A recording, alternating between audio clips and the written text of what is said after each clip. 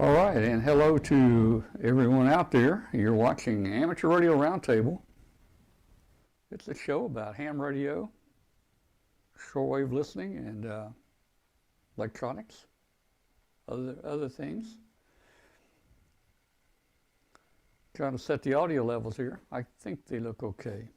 Hey, thanks for joining us tonight and tuning in to the show tonight. We've got several things we want to talk about tonight. Got a few interesting things here I think that you'll be glad to hear about. If you're listening out there on International Shortwave Radio, WBCQ, we also welcome you, our listeners out there, our shortwave listeners. In fact, shortwave listening is how many of us in ham radio got started. So we welcome you, and you're just listening on WBCQ, a world famous shortwave station, up in the border between Maine and Canada there in Monticello, Maine. If you can, send us an email. If you've got internet there, send us an email to tom@w5kub.com, tom@w5kub.com, and let us know where in the world you are and how you're hearing the station tonight.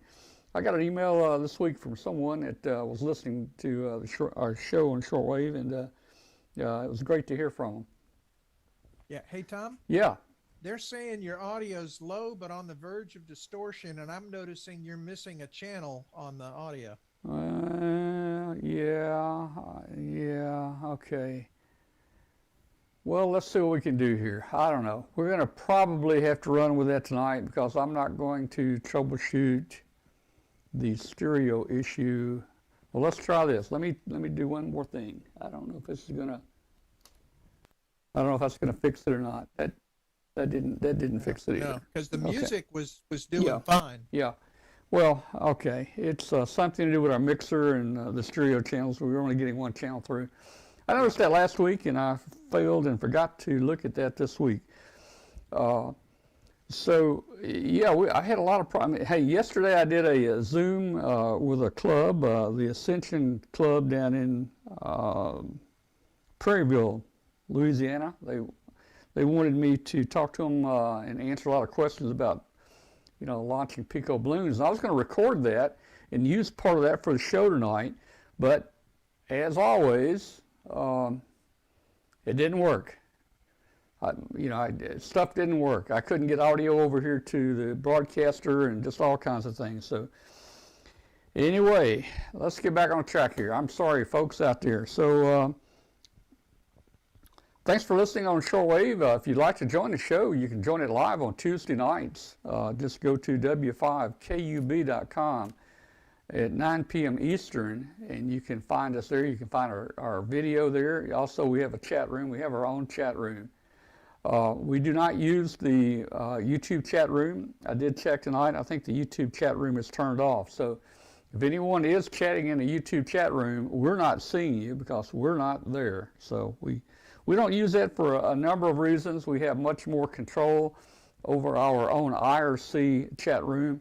Also, Hambot works with our IRC chat room, and we've got to keep Hambot in shape because he's going to be giving away about 40 or 45 prizes here in about a month to our viewers out there when we do the Huntsville Hamfest. Join our Facebook group if you will. It's just key in W5KUB in the search bar for Facebook and you'll find it. And also, let's see, click that subscribe button. Click the subscribe button there for YouTube, the YouTube video.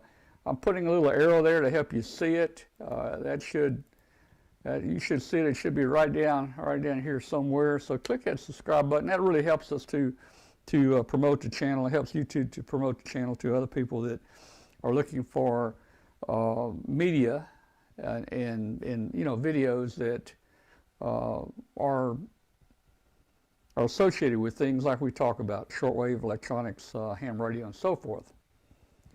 Okay, yeah, we're going to be oiling up Hambot here, Britt.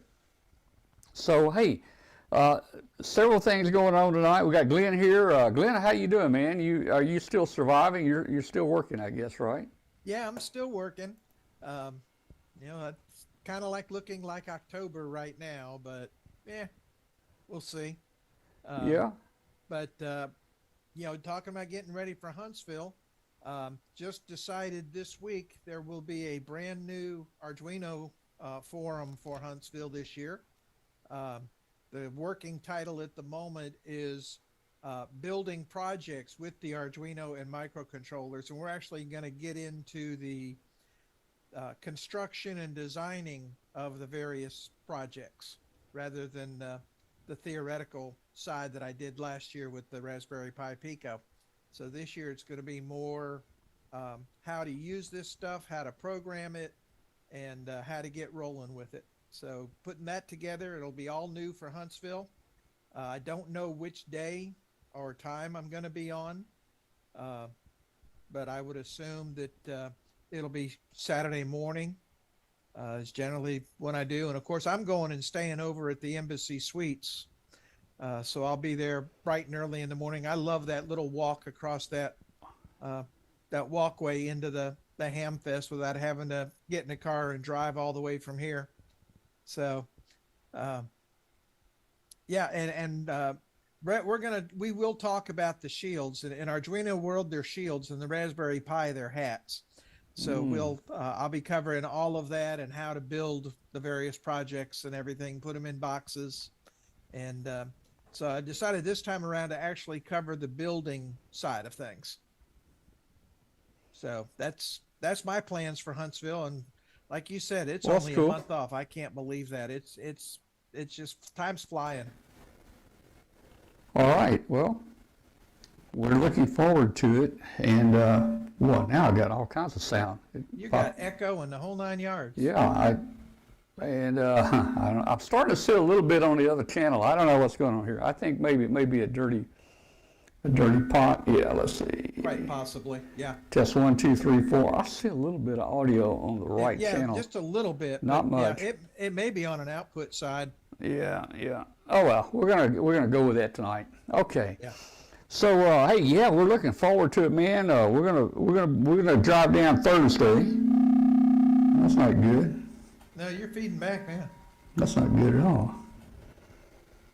We're gonna drive down on Thursday, and Friday will be the setup day, and we'll be streaming live all day Friday, guys. As soon as we can get our internet connection and stuff there, we'll be streaming. And even though that's not a show day, you never know who you're going to see. Very true. There will be all kinds of people, vendors, and there will even be non-vendors inside there that's slipping inside and shopping already on Friday. But I mean on Thursday, or on Friday. Yeah, on Friday.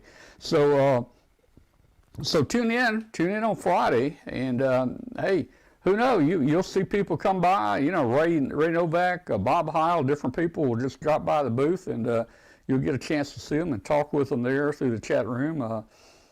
So we don't ever know who's going to show up, but Friday's a day we get. I don't think they have the air conditioner on Friday because they got that big door up and everybody's driving inside, and it gets a little hot inside there and a little dirty. You crawling on the floor and you run extension cords and Cat 5 cables and all this stuff. But we still have fun. We're still going to stream, and we'll be on. And even if we don't have the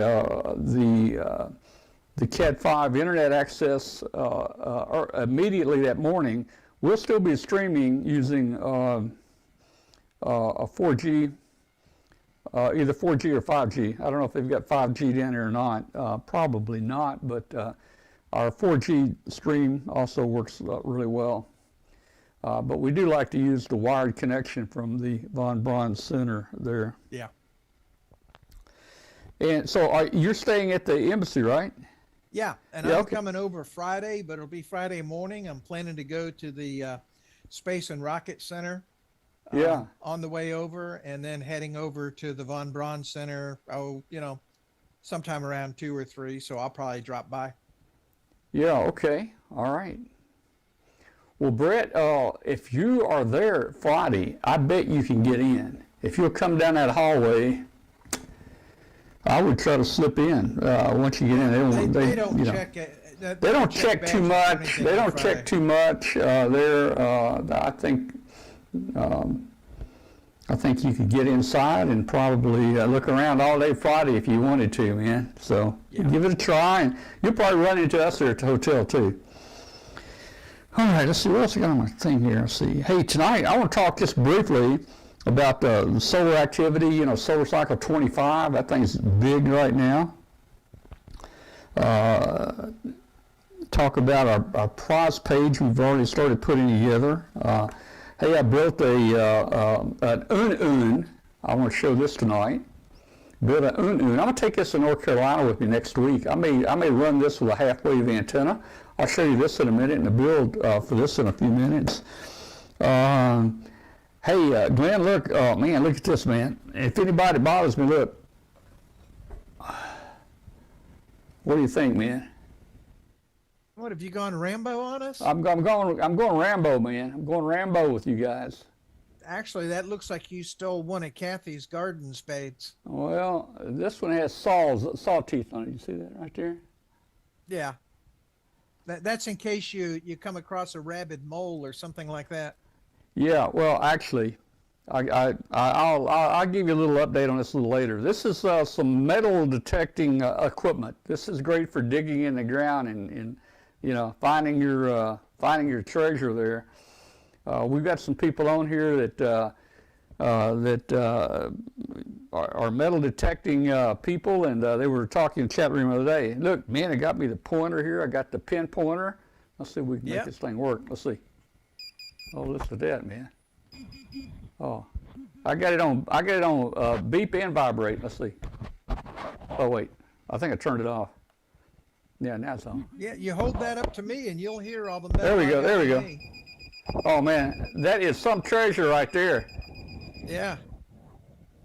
Hey, that's pretty good shielded cable right there. Don't even. Okay. Anyway, we got our pin pointer here that we'll use, and then we're going to take our Garrett 300 right here. I don't know if you can see that, but we got a Garrett 300 here that we're going to take down there to North Carolina with us next week, and we're going to find some stuff. I was going to say, what exactly are you going to go looking for? Well, some treasure. I don't know. Also, I need to look here. Kathy's niece lives here in Collierville, and right here in town, and her lot was right over where a Civil War camp was. Oh, cool. So, you know, it's hard to get permission and find places to go, but I think I'm going to go over to their house and just search their backyard. I bet you we find something. If we do, we'll show it on. Very well could. We'll show it on a show there.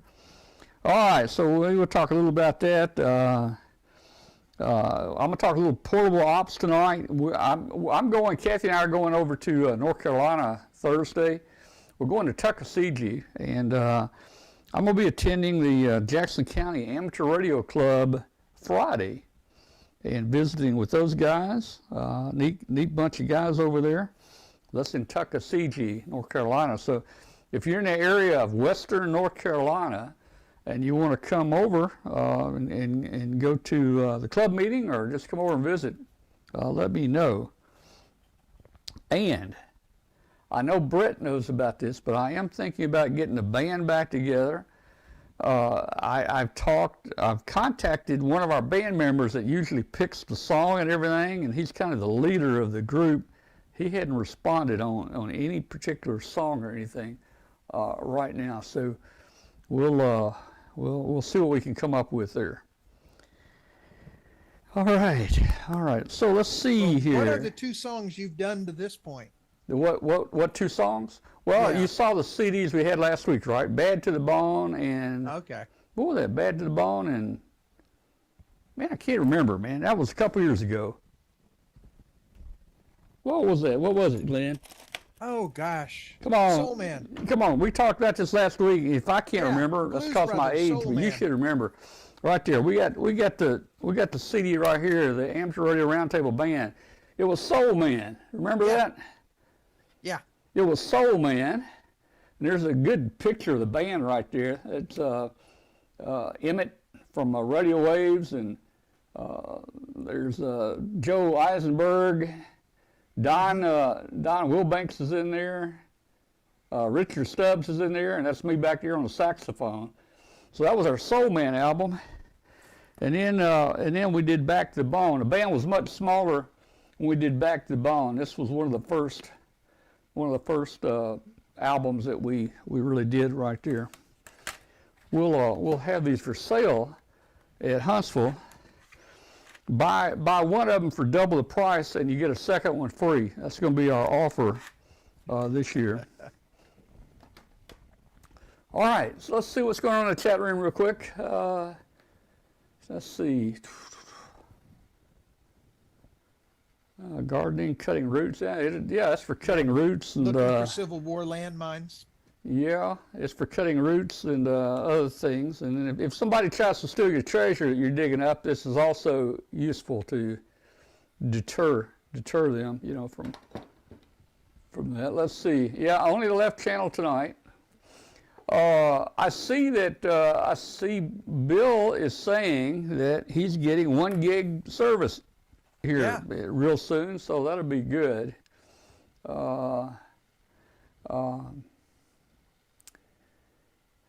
You know, last week I mentioned, when we were talking about the band, I mentioned, it'd take me a second to find this, that I had permission from the people that put the song together. They're on a tower. He and his wife are on this tower. Oh, yeah. Singing a ham radio song and pouring champagne on the tower.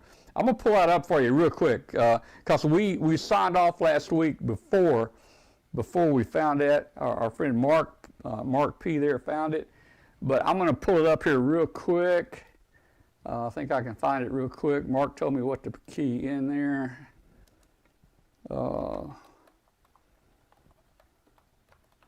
And I did get permission from him to use this on the show about a year or two ago. I really haven't used it. Let's see. YouTube will probably, shut me down for using it tonight. Let's see.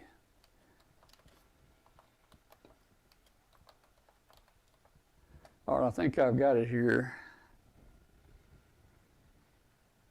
Brett's saying there's a YouTube video of Don't Cry for Hera Arena. Well, let's see. Man. I'm going to put in here man and woman. On tower singing. Let's see if that gets it. I think that's what we used last week to get it. Well, shucks. Man singing, woman on tower singing, ham radio song. Let's see if that gets it. There we go. Okay, we got it. Okay.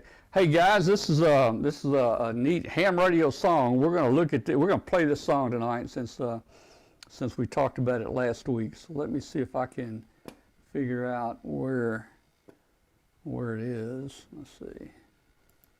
Is that it? That looks like that could be it there. Okay.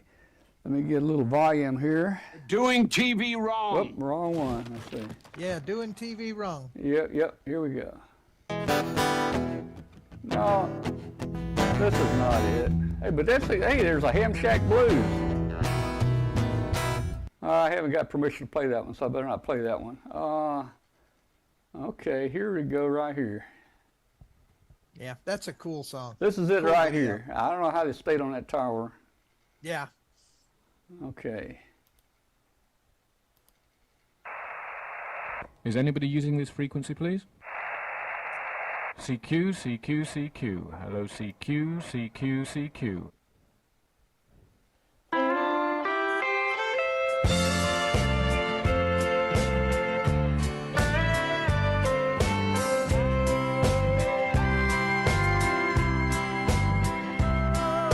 You wake up every morning, you go to work, then home again, that old routine.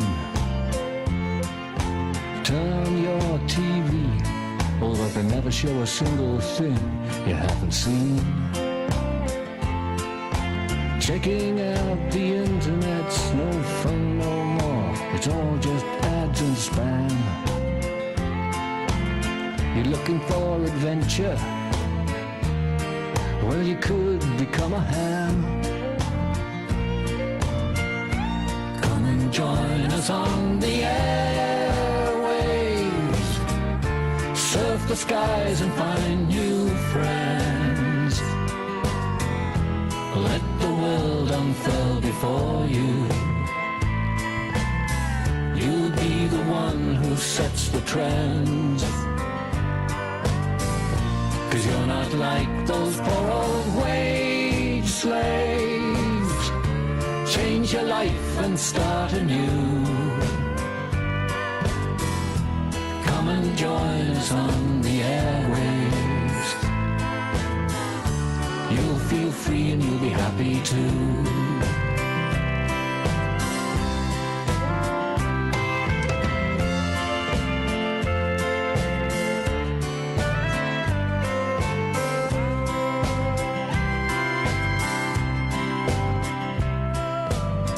To friendly folk from far-off lands of which you've never even heard.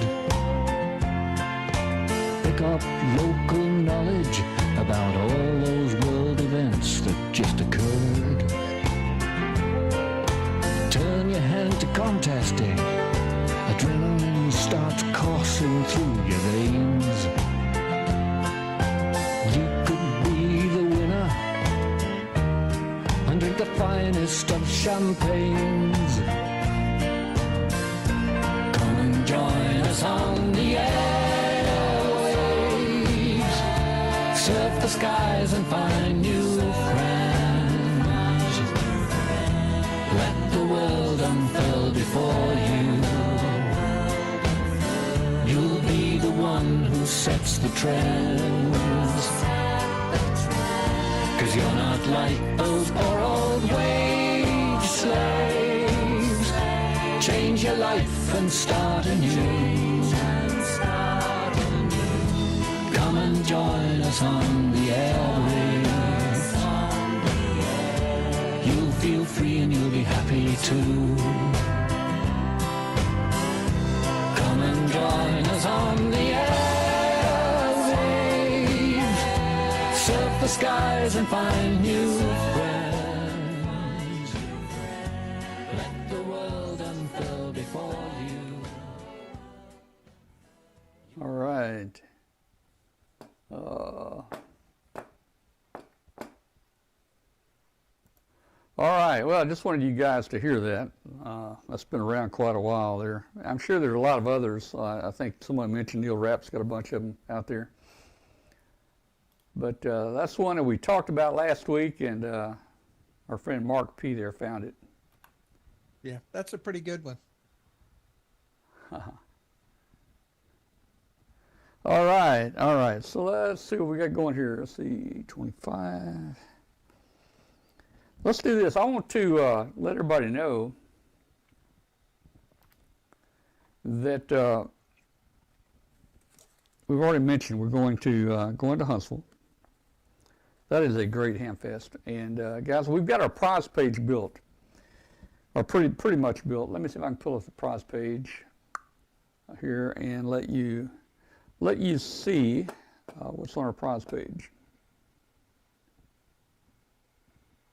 I can't ever remember. Oh, wrong camera, wrong camera.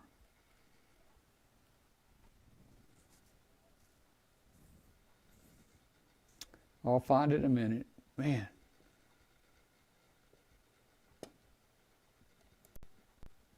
There we go. Okay.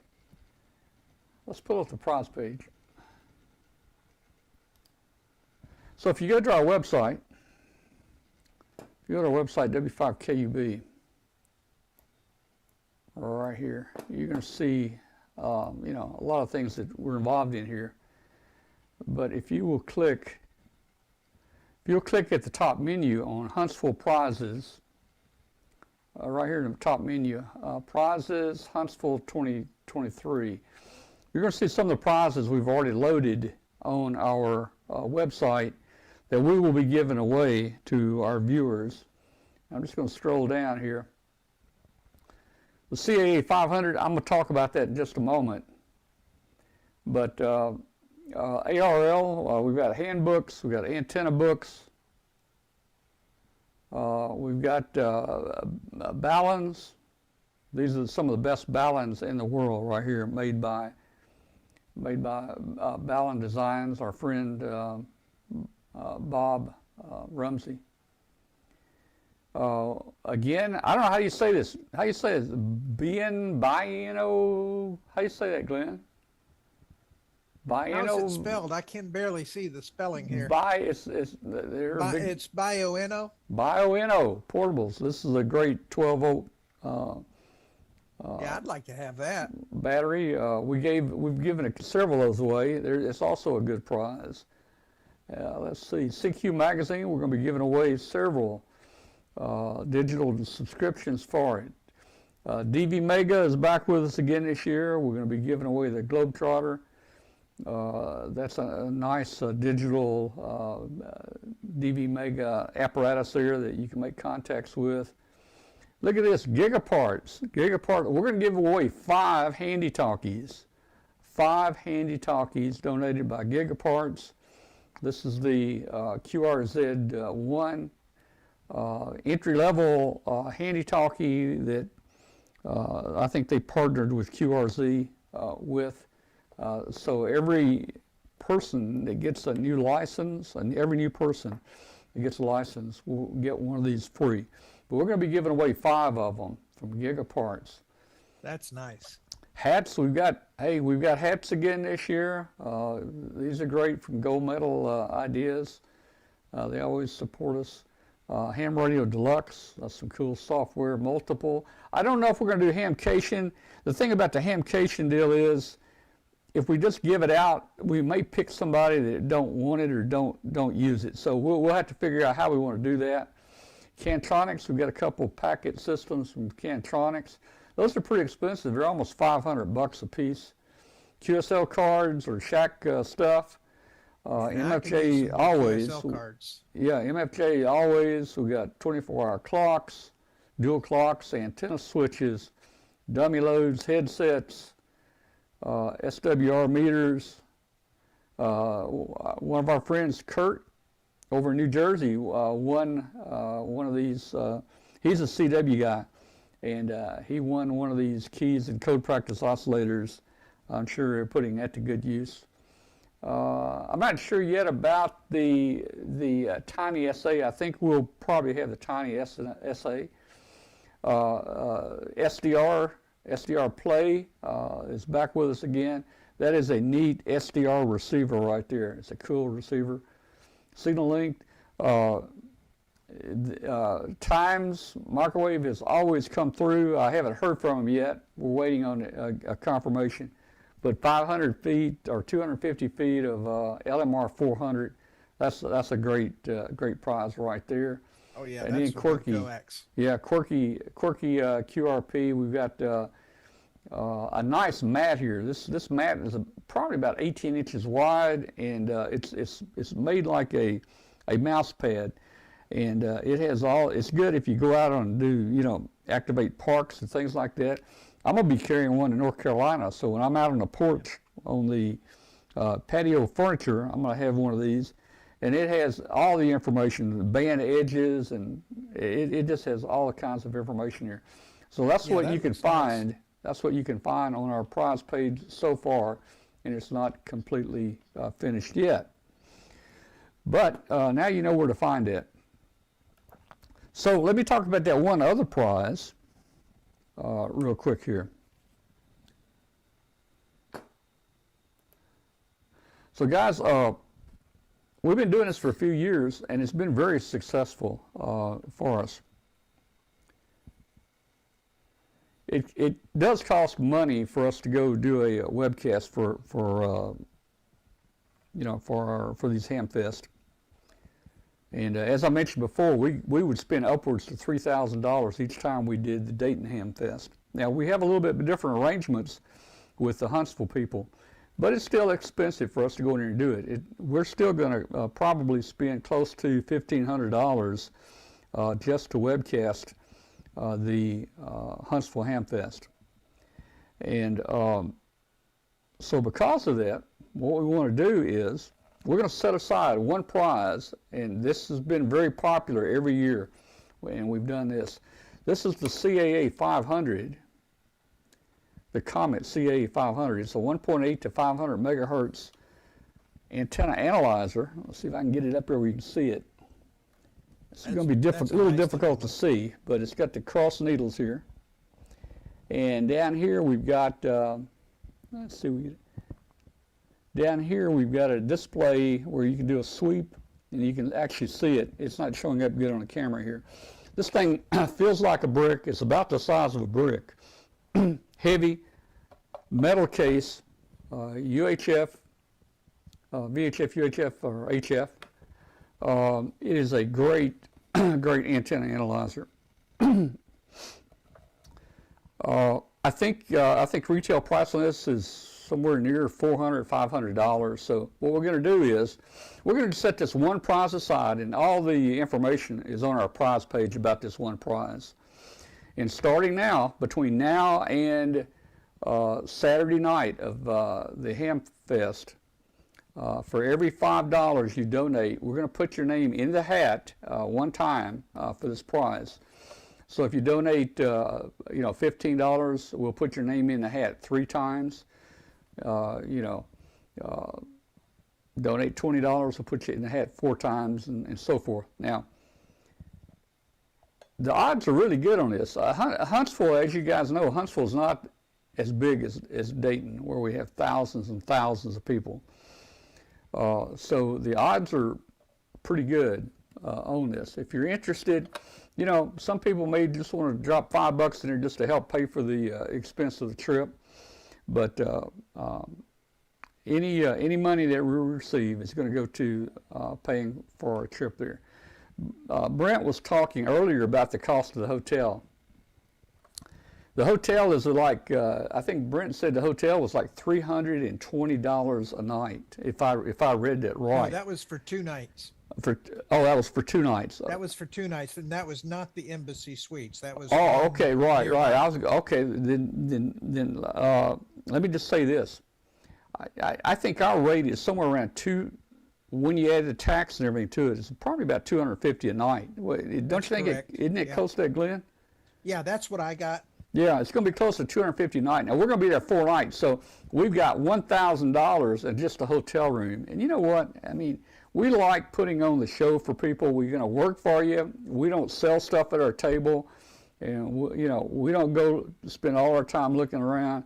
We're going to spend all of our time promoting the show, giving away prizes to you guys.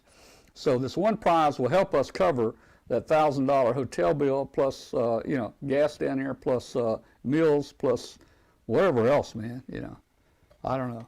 Anyway, there you go. Our page is w5kub.com. Click on prizes. There's a donate button at the top of the page. If you click donate, it'll take you to a PayPal, and I think you can use a PayPal or a credit card or something there. But this is a nice antenna analyzer. I'm going to be taking this to North Carolina with me next week because I've got friends over there, and we need to do some antenna work. All right. Yeah, I got to rebuild my cobwebs, so yeah, I need to win that. Yeah. Okay. So that's that. Let's see what's going on in the chat room here real quick. Let's see. Brett says single night at the embassy is between $250 and $300. Yes, that's right. But I want to tell you something, guys. I'm retired now. I've traveled all over. My job was always outside the U.S. I traveled around the world. Every month I was gone somewhere, Europe, South America, Asia. I try to stay in the better hotels. And I like staying in the better hotels. And, hey, you can't take it with you. The embassy is more expensive, but we love the embassy because it's so convenient for us. We park underneath the hotel. We don't even have to get in our truck to go over to the Hamfest. The Hamfest is connected through a walkway from the hotel over to the Hamfest. It's just so convenient there. And, and you've got the underground parking. Yeah. Yeah. And, There's even a new restaurant. Well, last year it was fairly new restaurant there in the down at the very end of the center there. I don't know if you saw it or No, been I there. didn't. I missed that one. Well, they closed the one. They closed the one that was right there in the lobby, but there is Right. a independent one. This Von Braun Center is so large, guys. You can walk for 20 minutes and almost don't make it from one end to the other. It is Yeah. big. That restaurant is down at the, I think it's on the very north end. You know, so Glenn, we'll show you where that is. Yeah, we'll have to check it out. Yeah, yeah. Let's see. But see, one of the things I like is the forum rooms are on the embassy suite side. Yeah. So I can leave all of my forum stuff in the room and then pick it up on the way to the forum and then drop it off on the room on the way back to the Hamfest, so I don't have to lug all my junk around with me like I do at Dayton or Orlando. Yeah, So it's really convenient. And they are going to have a room there at the hotel. What do you call it for all the hams to get together? Hospitality room. Man, Glenn, I can't think of names and words anymore.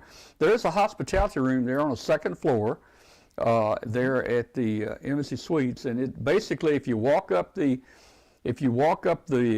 covered hallway that comes over to the hotel, it takes you right to where the hospitality suite is. And let me tell you, there will be food in there. There will be honey baked ham food in there. There will be sandwiches. Oh. There will be beer. There will be drinks. There will be everything you might want in there.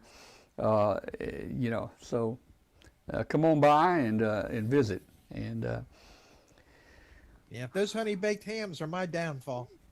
yeah, yeah.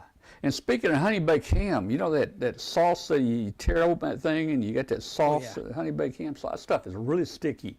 If you get it on your hands, it's really, really sticky. And what I'm going to do, Glenn, on whatever tickets I buy, I'm going to take a package of that stuff, and I'm going to smear it. I'm going to smear it all over my tickets. So when a guy sticks his hand, when he sticks his hand down in that barrel, because you've got Joe Eisenberg coming, and you know it's. Well, yeah, but he's hard to beat. But Joe's not listening, so he may not know my secret. So when the guy sticks his hand down that barrel and pulls it out, there's going to be 8 or 9 W5KUB tickets stuck to his hand and arm. Now I don't, you know, they may catch on, but that honey baked that honey baked sauce stuff is really sticky and it works really well there, guys. Yeah. So hey, when we do the show, we will. Sometimes it's tough for us to even take 30 minutes off to get something to eat, but we will eat there. For lunch, the Hamfest organization will feed us. They consider us a vendor, and all vendors you get to sneak behind this curtain, and we get honey baked ham. Yeah, I remember. Yeah. That's one of and the all reasons I love doing they've got. I bet you. They got these big old tubs back there. These tubs must have 500 pounds of ice in them each. They got one tub for Diet Cokes and one tub for regular Cokes and one for Dr. Pepper. And man, you know, you just. Whew. No, they do up the hospitality right. They're really good. This is one of my 3 favorite Hamfests, and I'd have to say Huntsville is my personal favorite. Yeah, mine too. Mine too. All right, so Mark, like I say, I get a day at the Space and Rocket Center to boot, so it's let's always talk fun. about the Space and Rocket Center in a minute, because hey, in 30 days this thing's coming up, and for the guys going, you may want to consider going here. Mark P says, "Won't the sauce make them stick to other tickets?" Yeah, well, that's why I'm going to put my tickets in the same time Tom does. I don't know. They'll stick to mine. I'm going to have to figure out. I might have to work on modifying the formula where it will only stick to my tickets. Maybe my tickets are coated with some special something before. Make them slightly magnetic so they'll repel other tickets. There you go. All right. Hey, well, Glenn brought up the Space Center, the Huntsville Space Center. What's it called? It's called Space and Rocket Center. Space and Rocket Center. And if you're driving in, and if you're coming in from the the west, I guess, you'll pass right by it. You'll see the rockets standing up out there miles and miles away. Now, I think you have to pay. I think you pay to get in. It's been a couple years since I've been here. Yes, you do have to pay to get in. Yeah. but it's well worth it. And I highly Yeah. recommend doing one or two of the shows that you have to pay extra for as well, Right. above and beyond your general admission. But those shows are well worth it. They're really well put together. It's just really a fun day for the family, kids, and for big kids like me. Yeah. I just love it. Well, you could actually spend minimum of a half a day there at the Space Center. Oh, easy. I Easy. get there when they open at like 10 or 11, and I'm So- here until 3 or 4. So go early. Go a day early if you want to go out there and go see the Space and Rocket Center. Now, hey, also, Gigaparts is there. That's right. Gigaparts is in Huntsville, and but you know what? They're gonna have a big booth again, and I think they have stopped bringing truckloads of stuff in there. What they do now is set up computers, and they have salespeople inside their tent there, and you order something, and they'll bring it from the store Right. to the Hamfest there. So it saves them a lot of work, bringing that stuff in, man. There's still a lot of setup for all the computers and their podiums and their desk and their sales Oh, literature. yeah. And Oh, no, it's a there's nice a setup lot that there. they've got. But guys, hey, I'll try to come up with some pictures here in a week or two. We're going to have Mark Brown with us here in a couple weeks to talk about the Huntsville Hamfest. And we'll talk more about it, but it's one of the nicest, cleanest you'll see. I think this is going to be Brent's first trip. Brent, you're going to enjoy it. I guarantee you'll enjoy Yeah, it. now, Brett is also saying that he's hearing hams are going to be doing a POTA activation from a nearby park. Could be. And I'm going to assume that that's going to be on top of Montesano Mountain, and it may be the QRP Archie group. They generally may do be. an activation from Montesano Mountain for the Huntsville Hamfest, which is probably about 5 miles east of the Von Braun Center. All right. Well, Bill's going to be out there eating German buffet under the rocket. Is that new, Bill? I don't remember seeing that last year. I don't know. But he says Thursday evening there's a German buffet called Beer Garden that's underneath the Saturn V rocket. How cool is that? Oh man, Beer Garden. I'm glad you pronounced. I was afraid to pronounce that, but it is Beer Garden. Yep. Yeah.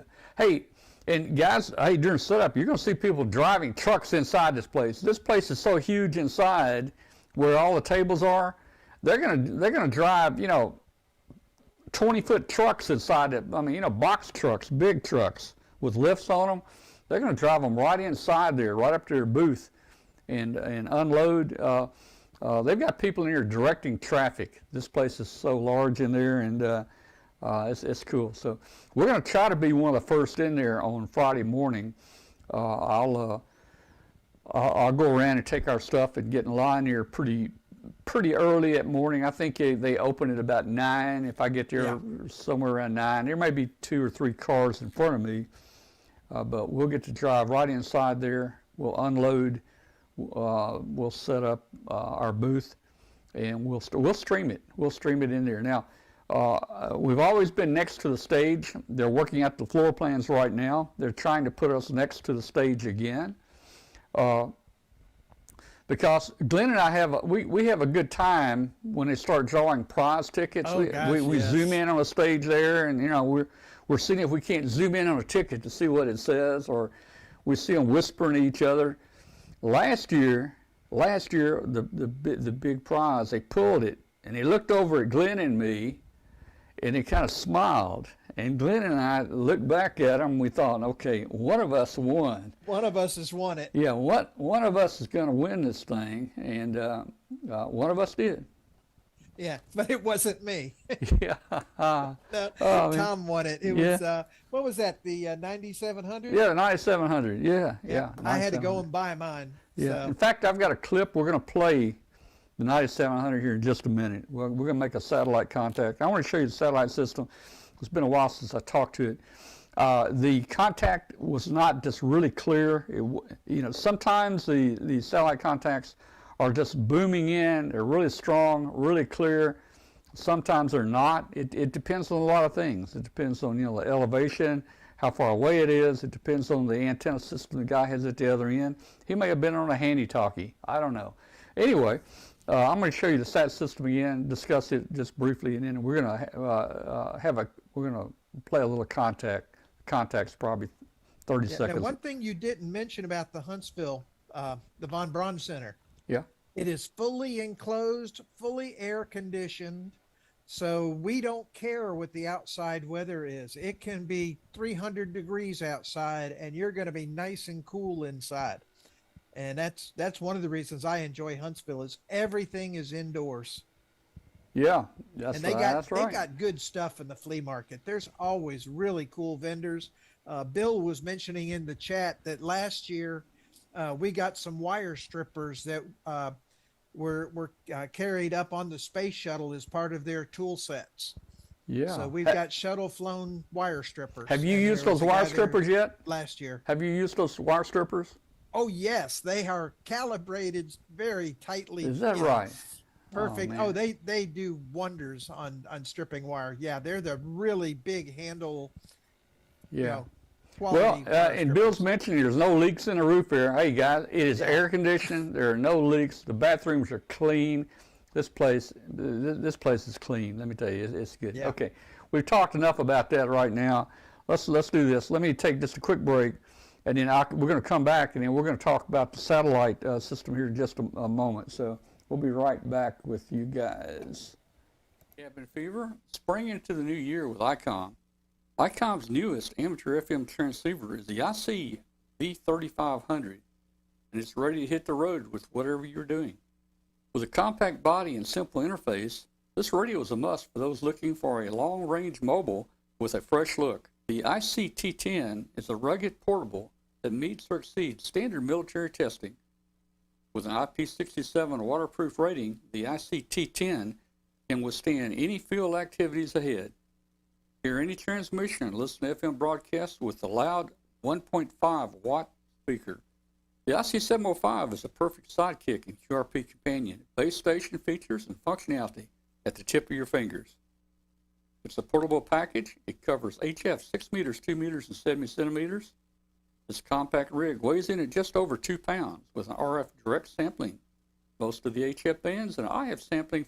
The ID5100A is innovation and mobility taken to the next level. Designed from user input, the ID5100 offers an intuitive user interface experience with an industry-leading touchscreen display.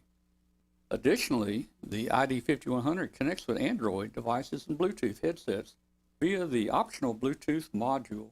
The ID5100A is one of the most advanced dual-band mobiles on the market today.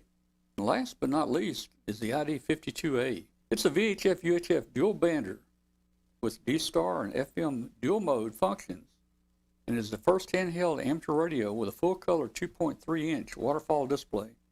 This radio supports conventional FM communications and D-Star simplex repeater, regional, and worldwide calls over the D-Star Internet Gateway. Visit www.icomamerica.com/amateur for more information on Icom Radio.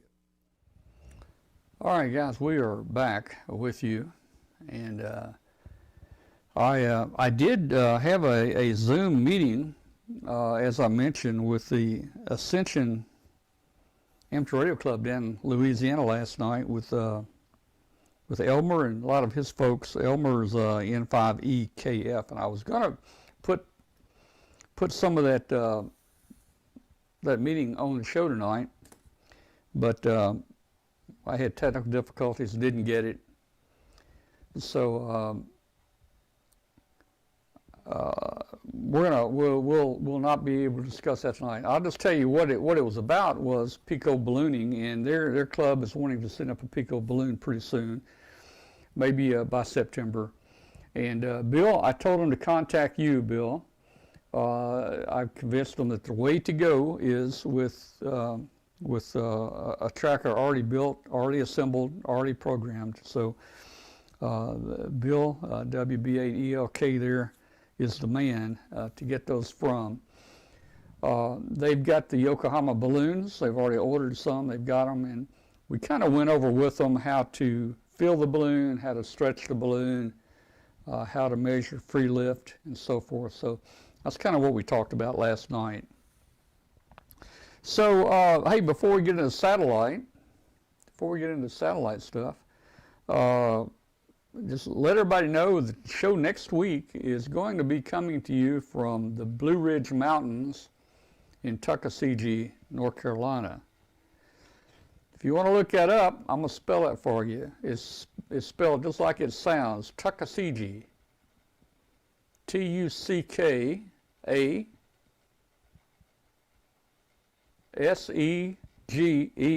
See how simple that was? Man.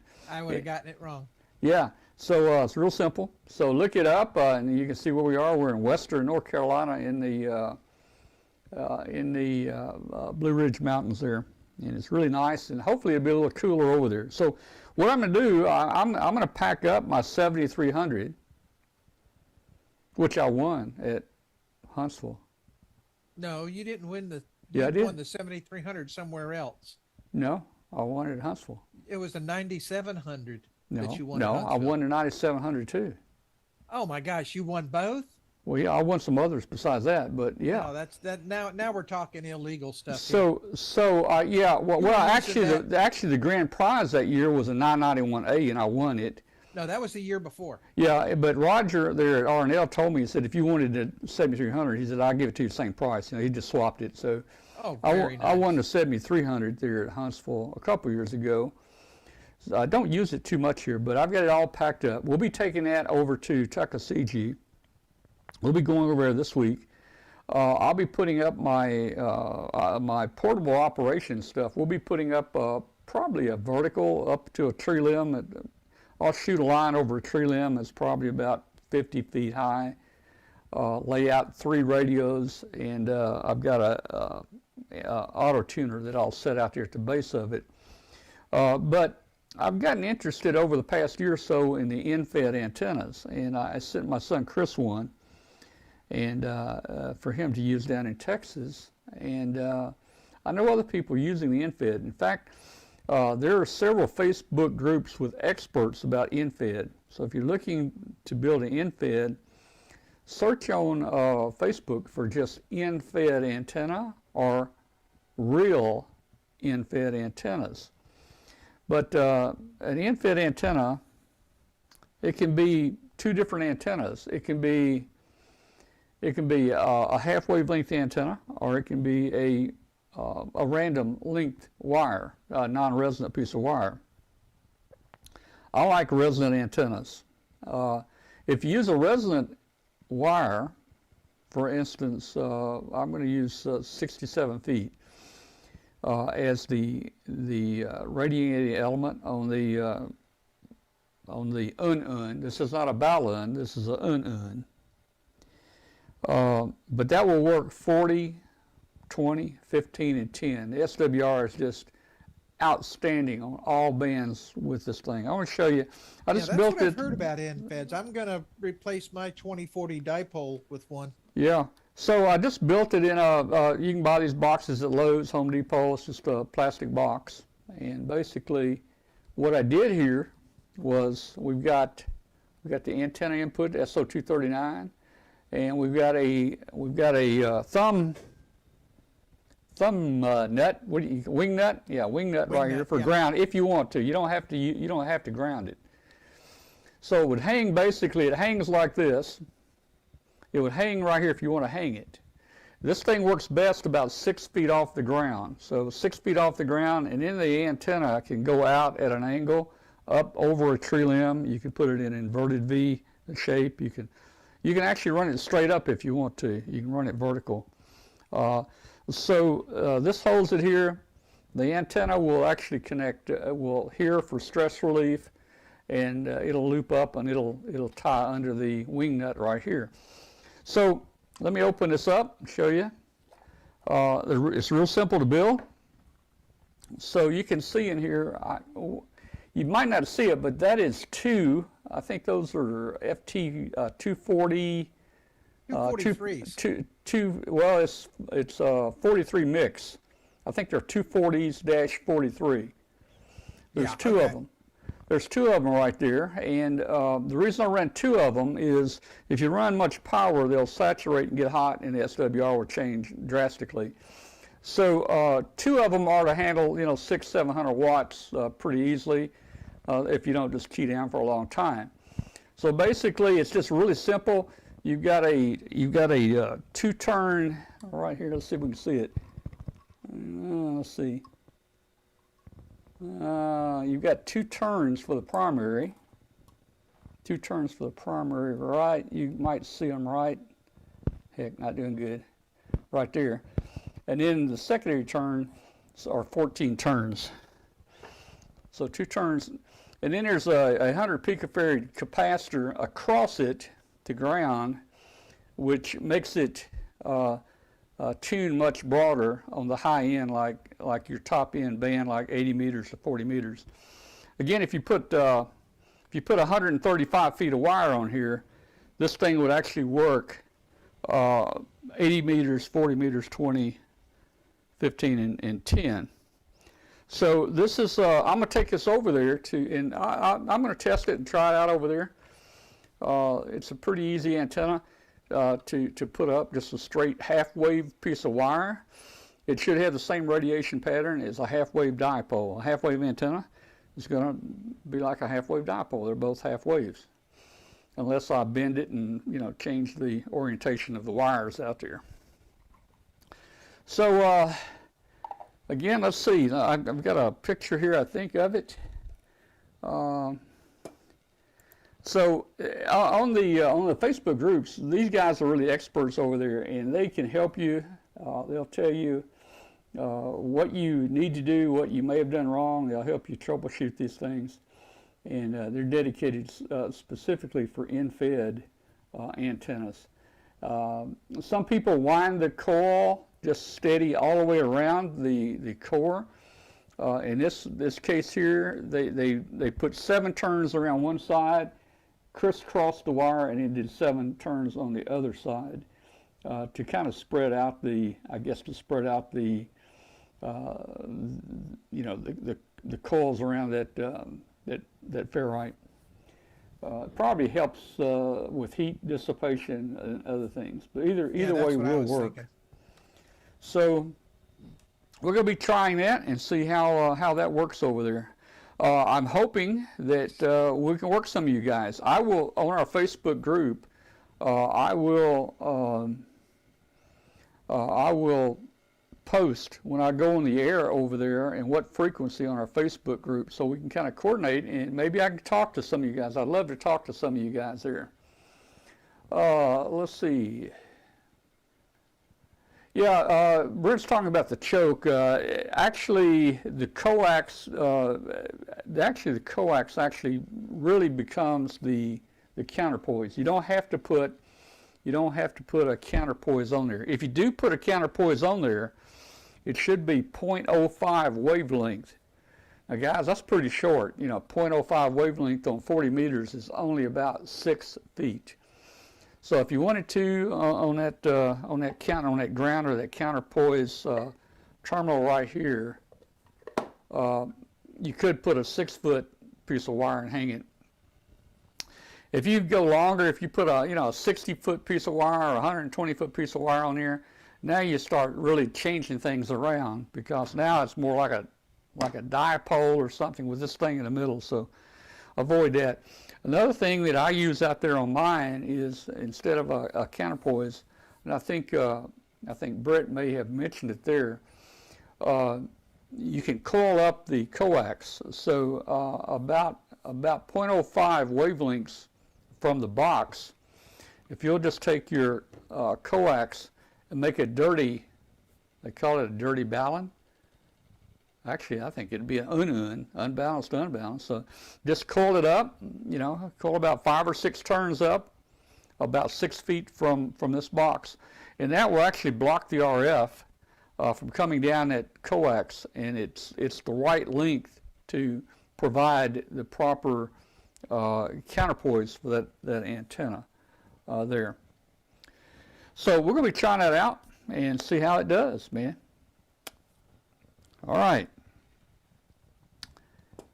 Well, Glenn, what do you know about the solar cycle 25? You know much about I it? know they're predicting that it's probably going to peak earlier, about a year and a half or a year earlier than they thought it was going to. Yeah. And it's looking to be a really, really good one. Well, as you guys know, every 11 years the solar cycle peaks, and that is when the radio band really starts hopping. I remember back when I got my license in 1964, we were in the peak of a very, very, very good solar cycle. When I got my novice license, it was bands, all bands were open all the time, DX everywhere. And I can remember over the past years, 10 years, 15 years, I can remember some really bad conditions where the solar cycle was at its minimum, and that caused real problems with the with propagation. And but if you look at the chart there, what they're plotting, we're going to be peaking. We'll probably be peaking solar cycle 25 probably within a year, maybe a year.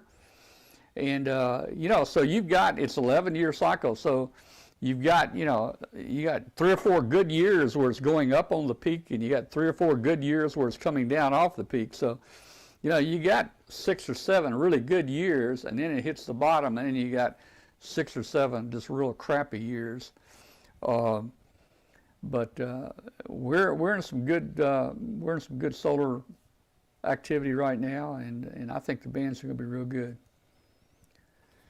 All right, let's see. I want to talk just really briefly here. I want to show you. I'm going to go over and show you the satellite system. Again, just give you a quick rundown on it. We're going to make one contact on it and let you see it. Now, since I've upgraded the system, the antennas now track the satellite by themselves. I don't have to take my hands and, one hand on the microphone and one hand on the, up and down rotor and azimuth left and right and all that kind of stuff. It is so nice for it to do itself. So I just lock on the satellite and, hands-free. So I'm going to run a little video I just did a little earlier here. The contact was not great. I was going to make a contact on RS-44. That's a Russian satellite. I think they call it Russia Sputnik, if I'm not mistaken. The satellite wasn't very good on that pass. Normally it's just very loud and very clear. Again, during the daytime, when I'm on, there's not many people on satellites during the daytime. I guess everybody's working. There'll be more activity on at night. So here's a quick little video that we're going to look at here that just shows a quick overview of the SAT system I'm using, and also a quick contact in here through a DIN plug into this little box right here. Here's the program. Man, it has everything on here that you would need. See if I can get the glare out. It's got just about everything. I used to use a program called SAT PC32 on the big computer. A little difficult to operate. This one, everything seems to be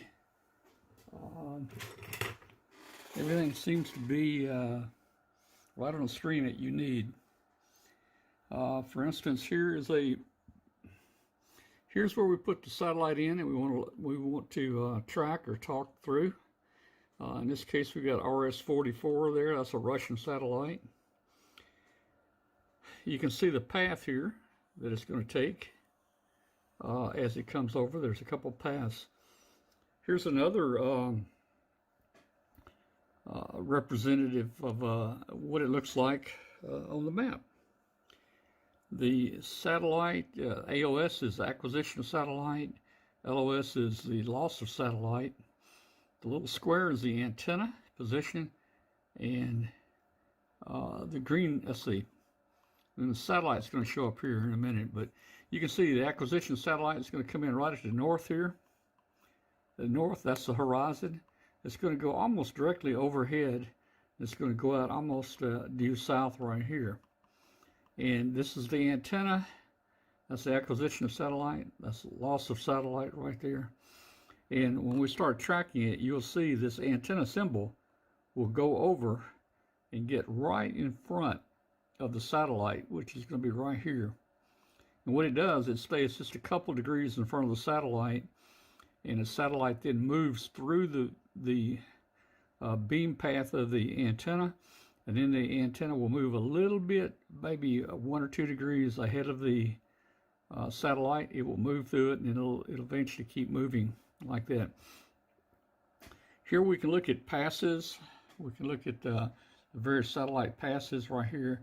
We can see that the satellite RS-44 is going to come in at about 3:35 p.m. today. It's going to be a very high at 73 degrees in elevation.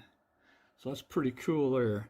You can put a satellite in here, or you can click on a satellite. If you click on RS-44, it will automatically put it over here in this box, and everything will then tune to the parameters for the RS-44 satellite. You have a readout here: antenna, satellite position, antenna position, range, how far the satellite is away from you. For instance, right now, RS-44 is 6,918 miles away from us.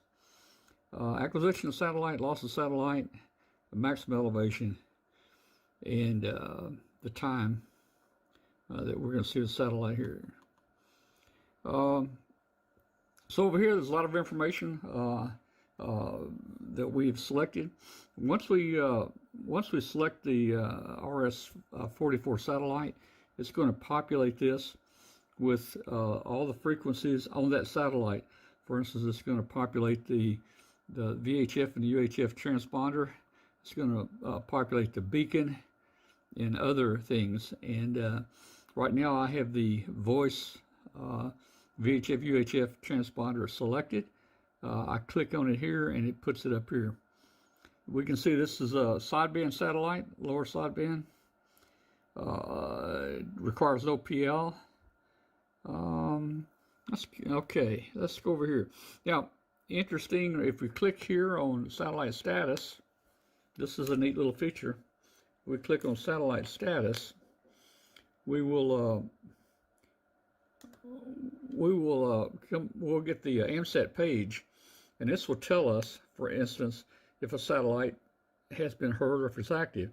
We're looking for RS-44. That'll be coming up here in a minute. So we're going to scroll down to RS-44.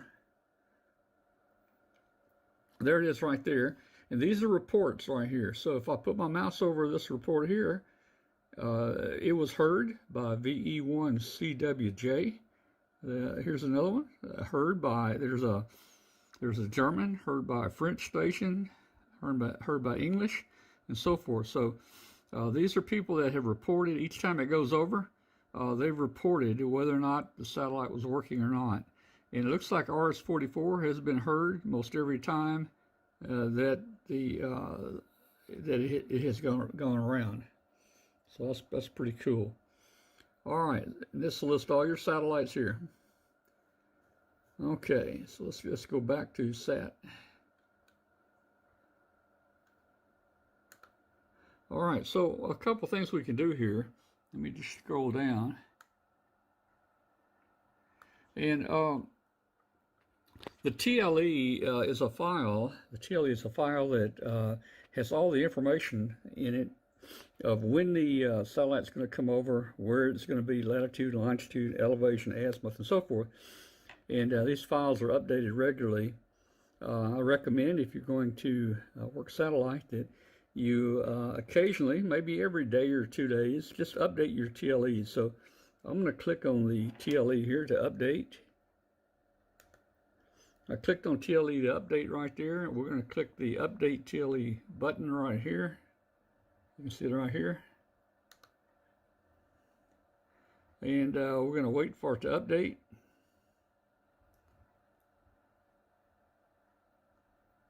Okay, it says it has updated.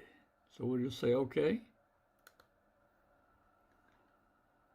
Very good. Okay, so it's updated. So, okay. Now, if we want to look at all the satellites basically that are up there that are in the database here, we can go to View All Satellites right here. View All. This is going to show us a good number of all the satellites up there. And I have selected, you can see I have selected various satellites. I've selected AO27, AO91, EO88, and so forth.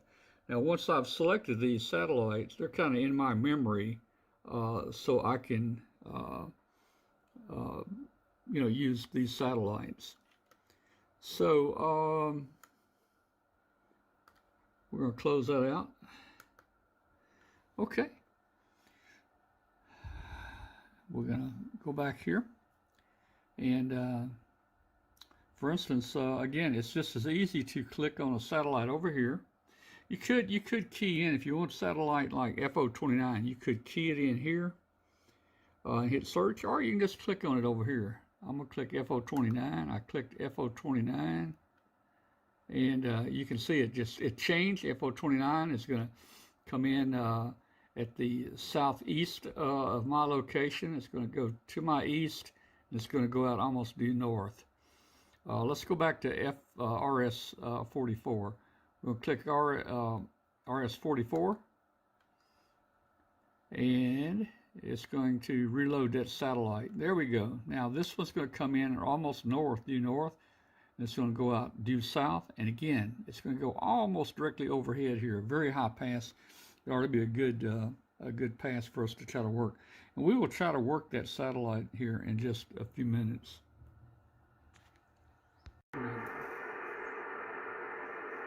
CQ satellite. This is Whiskey 5, Kilo Uniform Bravo. Whiskey 5, Kilo Uniform Bravo, Echo Mike 55.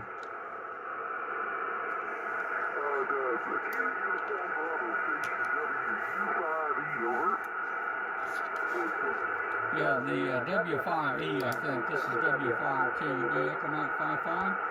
W5KUB, WU5E, Echo Mike 72, over. Okay, thank you for Echo Mike 72. This is W5KUB, and we're in Echo Mike 55. W5KUB, WU5E, Echo Mike 72. Thank you for the Echo Mike 55. You have a wonderful day, sir. My name is Jim, Julian near Mike, and Echo Mike 72, over. Okay, Jim, thank you very much. And then here's Tom. Tio and Tom, we're just outside of Memphis, Tennessee. Echo Mike 72, over.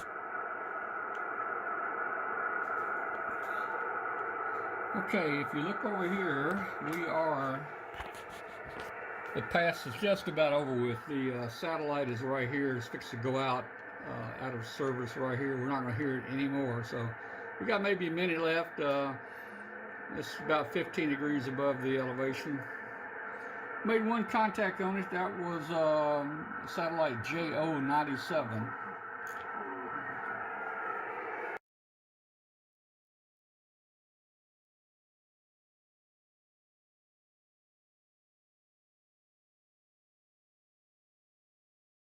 All right, we're back. Let me get Glenn in here with us.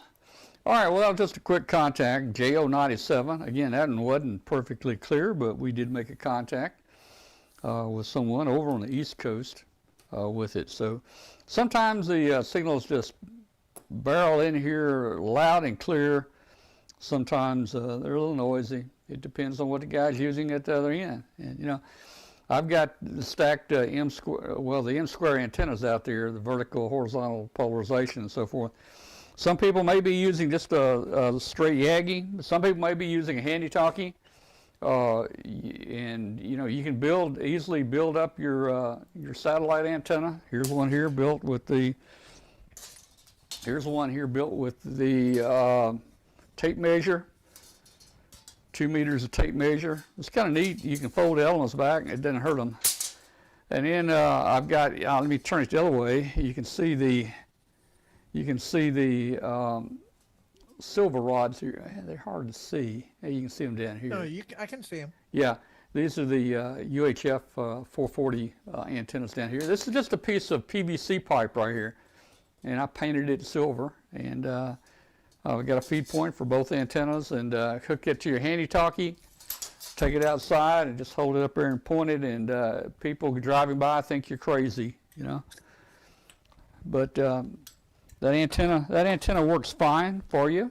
A little homemade 3-element 2-meter. All right, let's see. What else was I going to say about the satellite? Now, how much did that sat unit cost?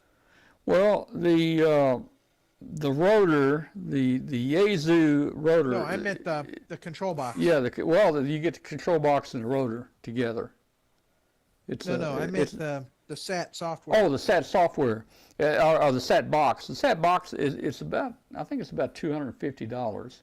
Okay. But you know what? The neat thing about it is, you don't even have to be you don't have to have an internet connection. No, I like that web interface on it. Yeah, That looks really nice. you download your TLEs in that little box right there, and hey, then you can unplug it and you can go out go to the park if you want to. Yeah. And it has its I own like little that. access point built in, and then you can take your computer and you can just type in the IP address of the box, and it will pull up that screen that you saw right there. So it doesn't require an internet connection to work the satellites, and so that's kind of neat. I really like it. I used to use that SAT PC32 program. But that's getting a little long in the tooth, and so is the Ham Radio Deluxe, quite honestly, with the satellite tracking. I like the web interface on that one. Yeah. All right, let's see what else I have on my list tonight here. Well, you were going to talk about 113. Oh, hey, I just give you guys an update. Let me pull up 113 here, and yeah, let's see if I can find it here. I've got it here somewhere. There we go. Guys, our balloon is still flying. Our balloons, I think this one is about 250, I don't know, 250, 260 days now maybe. It's been flying. You're looking at the map on our website. This is a Google map that we built up to put on our own server. But you can see this is a plot for W5KUB 113. And you can see it went around the world about 4 times up in the northern hemisphere. And then it went down through Africa, and it's been flying down near Antarctica ever since it was launched. Now, that's good because it's winter down there, and there's no storms, really. I was just going to say, that's probably contributed to it being up so long, is it's not having those tall storms to have to deal with. Plus, there's not that many jets up there to shoot down stuff that's down there around Antarctica. So yeah, I don't think the Argentine military is going to shoot them down. Yeah, it has gone. You can see it has gone over Argentina, Chile a few times there. Let's see. Bill says Bill's still got one on 10 meters still flying. Yeah, WB4ELK-7, 8 months. Guys, we think, I honestly think W5KUB 112 is still flying. Last time we heard from it was 320 days, but we were getting intermittent transmissions from that tracker all the way back to the day of launch. It was very difficult, but it hung in there and gave us reports for 320 days, and then it quit transmitting. We've been still listening for it because, it could turn back on for some strange reason. Well, hey, look at Oscar 7. It was dead for 30-something years. Yeah, so, Oscar 7, the batteries were shorted, and then they unshorted and went open, and then it started working. So let me put both satellites, both in this map. I'm going to put both of our balloons in here. Right now you're seeing 113. I'm going to add 112 to the map. Now these are 2 different balloons here, 112 and 113. and you're going to see what we were able to do. These two balloons, look at this. This is just, I think it's amazing. That is two really balloons. Is. Considering where you were when you started this, Yeah. and you were lucky to get it across the Atlantic. Yeah. Well, a lot of things have changed. Technology changed. We finally found a balloon that would fly. Yeah. But it was a, you know, back in the early days, it was tough, man. You know, you could be as precise as you wanted to, and you might get a month or two, maybe. But guys, I can tell you right now, if you want to fly a balloon around the world, I can just about guarantee you your first flight, if you do a few certain steps, I think you'll make it around the world. You know, and when you started, it was 1 in 10 would make it. That's right. Now I think it's 1 in 1. To tell you the truth, Yeah, it's at least 90%. Yeah, that's the way I would rate it, Glenn. About 1 well, in you're 1. getting higher, and you've got that better balloon material. Yeah. All right, let me look at my list here. Let's see what else we got on here. This is 922. So again, guys, Huntsville coming up. Again, we're doing the same thing we did last year. We've got a CAA 500 that's going to go to some lucky winner that helps support the webcast. Well, now, Tom, if you look on the back of that thing, you'll see a little plate. Yeah. And it will say property of KW5GP. No, I don't think so. It will. Oh, it will. Yeah, It it'll will if you win magically it. appear Okay. once you Well, do the okay. drawing. If you win it, I've got two of those. I got one of the originals, and then I've got the newer one here. So Yeah, I need to get me one of those. yeah, I like it, that. man. And again, boy, this thing it's the size of a brick. It's metal. That's not plastic, guys. What batteries does that thing It's use? got 6 AA's in it. 6 AA's. Okay, so it's very similar to And- the MFJs yeah. then. And it's got a external port here on the side. You can put power in. So I would Yeah. imagine you could put some NICADs in there, and Oh yeah. you can run that thing on some NICADs and keep it charged up. All right, like let's that. see. Hey, tonight we talked about solar activity. We talked about 49-to-1 uns. Back to the 49-to-1, guys. You need a resonant half wave for the 49-to-1. So either put you a 67-foot piece of wire on there for 40 and up, put you a 130-foot piece of wire for 80 and up. If you want to run a random length wire, there's certain links that work better than others, and if you research it on Google, you'll find a chart. But on a random link wire, you need a 9-to-1 balun. No, 9-to-1 un. I can't hardly say un, but Oh, yeah, that's strange. that's what it Hard is. word. That's what it is. I usually call this a balun, but it's really not a balun. It's an un. All right, we talked about satellite operation tonight. Hey, the show's about to end, but man, I'm excited about my metal detecting. You know, who's in the chat room here that does metal detecting? We had a couple people last week that. Oh, I've always wanted to go down Yeah. to the So this Treasure is Coast in Florida and do some metal detecting on the beach. Oh yeah. So this is my I've got another older one out there. It doesn't discriminate quite as well, but this is my Garrett Ace, and I don't know if you can see it. You probably can't see much here. Let me turn it on. Let's see if I can turn it on, and I'm not even sure how to turn it on. Oh, there it is. Sounded like you got it. Yeah, I think I got it. I don't know if you can see anything here. or Yeah, not. we can barely see see. some of the LCD. Yeah, it's not gonna show very good, but you can set this thing to discriminate against different metals, and hey, it's got an indicator on here that tells you how deep it is, and all kinds of stuff. That's a Sensitivity nice one. adjustments. You can really do a lot with it. So it's I'm looking forward to it. I haven't really used it yet. But looking forward to spending some time over there and using it there. You know, I've already showed you guys. I got my digger right here, man. I got my digger right here. I guess that could. I do have a little bit of Arduino book news. Yeah, you got a what? Some Arduino book news. Okay, let's have it. I was talking to ARRL last week, early this week. Yep. We are going to start editing on my latest book. And hopefully y'all, what is it? It's the middle of July. It's 100 degrees outside. So what does that mean? It's time to start planning for Christmas.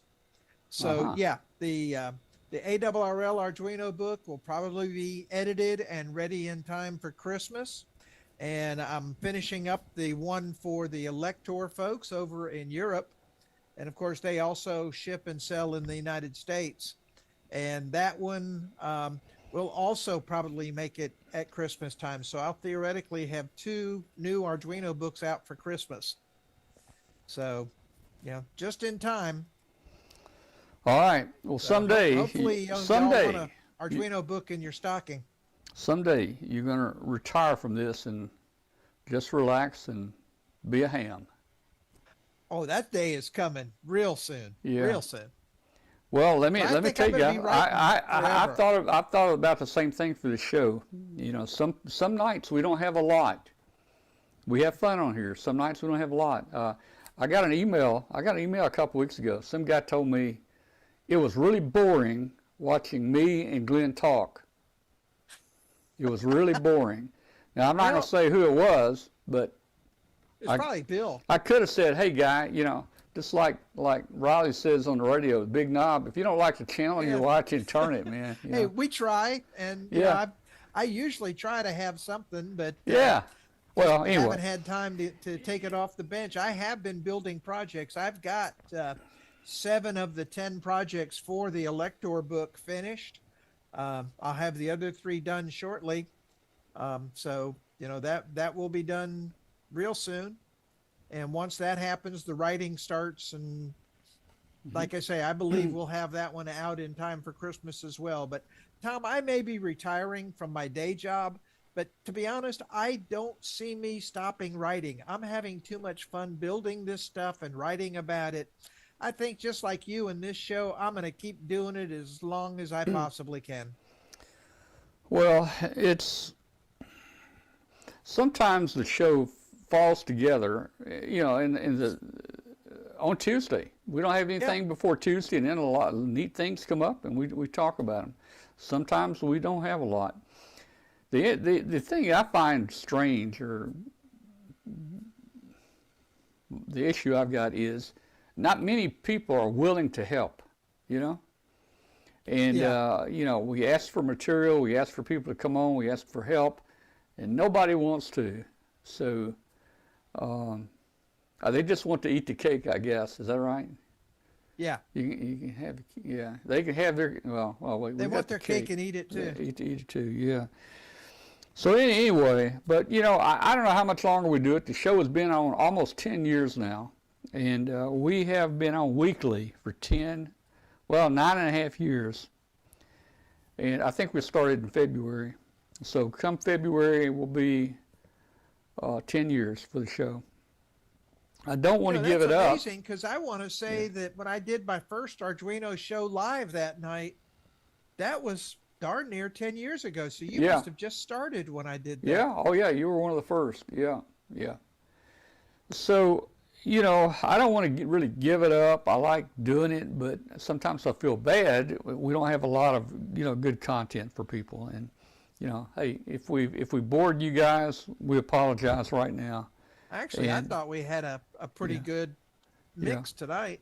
And Glenn will take 80% responsibility, and I'll take 20. Yeah, it's my fault we didn't have enough material. I'll take 20. Yeah. Yeah, it's my fault. All right, Y'all blame me. It's 9:30. I'll tell you what we're going to do. Let me make an announcement here. We're probably going to just go ahead and close the show down because I'm getting hungry from my popcorn and everything. And guys, hey, we're going to see you in North Carolina. We're going to be on the air. I'm taking radios with me. I'm packing them up tonight and tomorrow. We're going to take the 7300 over there, and we're just going to lay back and operate. Now, let me tell you, Tuesday night, I will log on with a show Tuesday night, and probably the next Tuesday night, I'll still be there in North Carolina. I may have nothing, guys, so if you don't want to get bored next week, don't tune in next week. But if you want to join us and just have fun and ask questions, hey, join us. We're not going to. I'll have something ready to show for next week. We're not going to take names or anything like that, but and I'm kind of like Bill. When I get over North Carolina in the mountains, I'm going to have 700. I'm going to have a major pipe up, 768K up. So,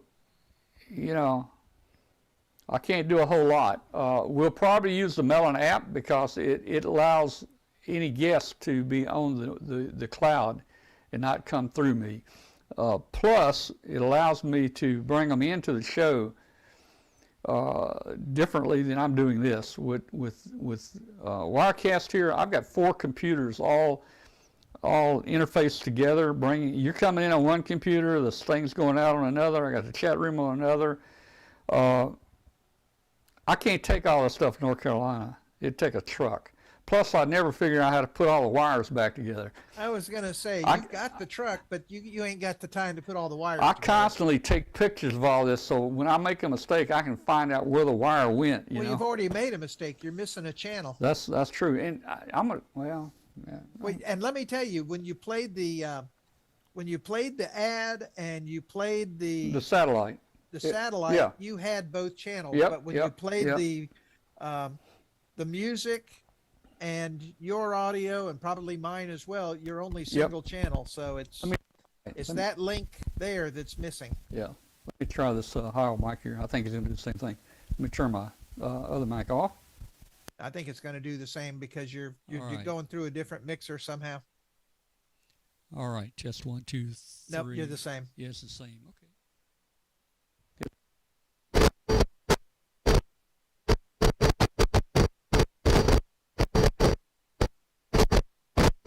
I'm not sure if it's a dirty pot or not.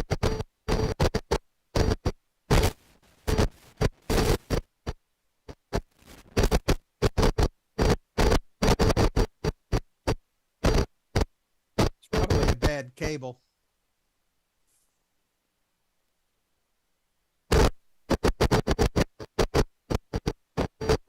Yeah, it does.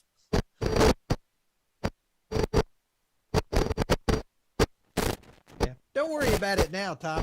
Just when you get offline, take a look at it. But how to test it would be to play that music video and track it through the system.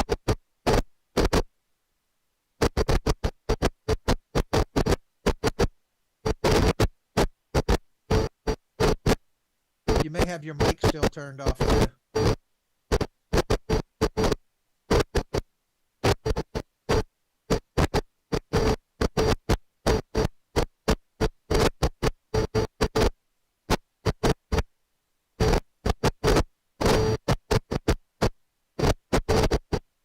Good luck with that.